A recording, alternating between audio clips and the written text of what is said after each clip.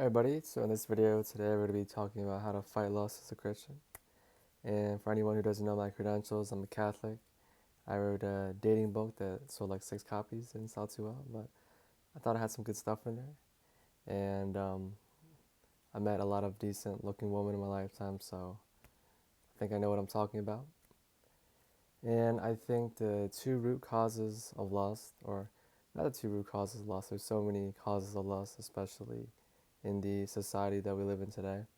I think there's so much contamination throughout social media and the internet and everything else. But I think the two big factors that people chase when it comes to lust, like what they can get out of lust, is sort of pleasure, I think. That's number one. And sort of fantasy. And so with pleasure, like how I sort of made a breakthrough with that, like over the last 4 or 5 years, I would say just thinking about how to defeat lust, lust in general, how it affects Christians, how it affects a lot of Christians, like I would say 90, 80%, and sort of how to defeat that and how I've come to terms with that. Like I'm just a regular guy. Like I struggle with the same things that a lot of other Christians do.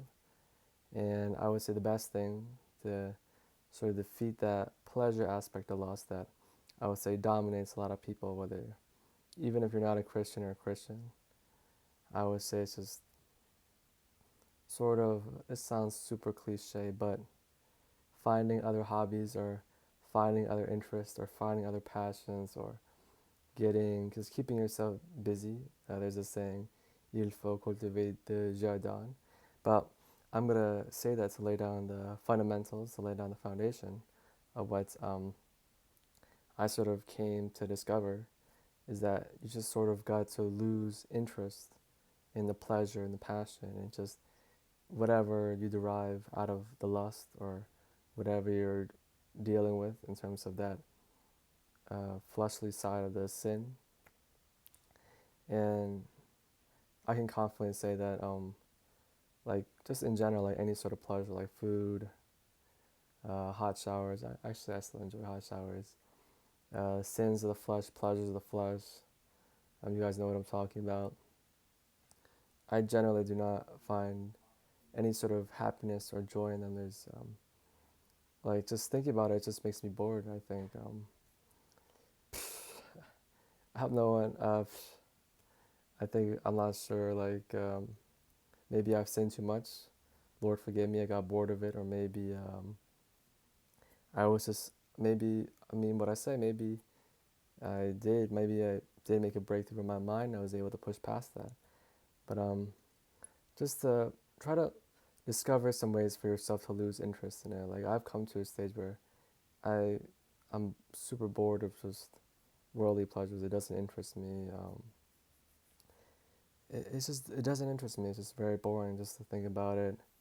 Just to spend my time doing it. I think it bores me, and I think for some Christians to reach that stage, I think it takes a lot of discovery, just pushing yourself as a person, trying to break yourself, like keep testing, like breaking your limits, like just keep discovering new things, keep trying new hobbies, keep trying to keep yourself busy, just keep breaking yourself, push past your limits, push past rejection, and really just reach a new state of mind where it's like, I'm bored of this, and it's not fake, it's totally real. Like, I'm genuinely bored.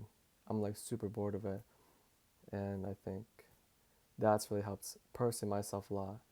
And I think definitely a superpower to sort of break through it, where it's not even an addiction when you have something. It's like I'm just so bored of it. It's like staring at paint, watching paint dry on the wall. That's how boring it is. And I think the second aspect that I think dominates a lot of Christian lives for both men and women is the fantasy aspect. Just for guys, it's probably having like harems of women, just all the fantasy you can get from online. And for women, it's probably I can't say too much about it. Or it's not like I don't want to talk about it. I don't really want to talk about it, and I also don't know too much about it. But hey, there's definitely a fantasy aspect as well. There's some sort of image in the mind or some sort of ideal that someone X, Y, and Z is striving for. And I think for a guy, this sounds like some dumb advice, but I think it's gonna sound dumb on paper. Is try to make your fantasy a reality. So guys have this fantasy. They just like to some degree. I think I'm sure deep down every Christian, every guy, every man of God, just every guy in general, maybe, um, probably wants to settle down, find a nice person. But there's probably some sort of fantasy in there just to live that sort of eccentric lifestyle, just be really out there. And I think as Christians, as fellow men, we can do that by spreading the gospel, just pushing yourself, trying to evangelize every day, try to evangelize to one person every day, new person every day, one person a day, keeping it consistent. Um, and maybe it's like a cute girl. Maybe it's you're at Trader Joe's, you see someone that you're sort of, I won't say interested in, but maybe it gives yourself a reason to evangelize, a reason to spread the gospel, a reason to really just sort of enjoy life a bit, because I think guys sort of all want the same thing. And it's sort of okay in the confines of marriage, in the confines of treating someone well, treating someone with respect. But yeah, I think just really pushing yourself to talk to more people, being comfortable to talking with more people as a guy. I think that's really the best thing to do, just to really use that as an outlet. And I think this is the key for guys, because I don't see a lot of guys doing this, just like approaching a girl every single day. To be honest, I don't do that myself every single day. What I mean by that is like trying to at least at least once a month, at least one girl a month, at least. Just maybe saying, hey, hi, maybe trying to spread the gospel. Guy, maybe it's like just a fellow brother, fellow Gen Z, brother in humanity. Hey, how you doing? Just hi, small talk, banter, chit chat, and putting yourself out there, just really meeting new people, because sort of that fantasy aspect really involves people. I don't think just being by yourself, that's a fantasy. I don't think anyone fantasizes about being alone. I don't think that's really a thing. But I'm just fantasizing, just like meeting that dream person, meeting lots of amazing people, just really putting yourself out there. And I think for a woman, I think, like I said, I don't know too much about her, nor do I really want to talk too much about her. But I think sort of that fantasy aspect is really putting yourself out there, also trying to spread the gospel every single day.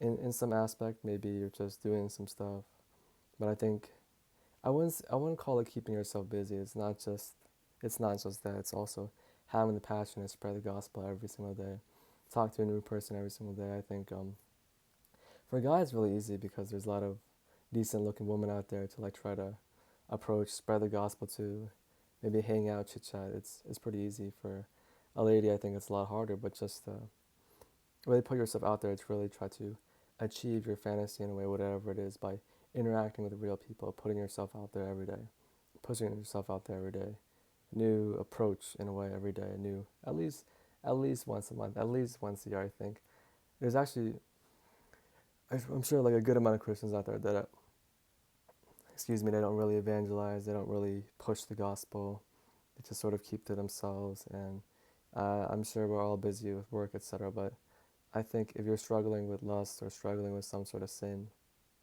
there's got to be more passion for God, and maybe understanding that, I think, where the root sources of the lust come from, and sort of manifesting it into reality, and sort of bringing your hidden desires, hidden dreams into fruition, by just really changing yourself as a man or woman, putting yourself out there, putting yourself in great situations. And at the end of the day, I think if once you overcome this, I think God's gonna be very happy. You're gonna be very happy. Your new state of mind is not just even self-control. It's sort of desire in a way. I guess that's the end message of this video: beating lust through a lusting towards something, lusting towards God, lusting towards something beautiful.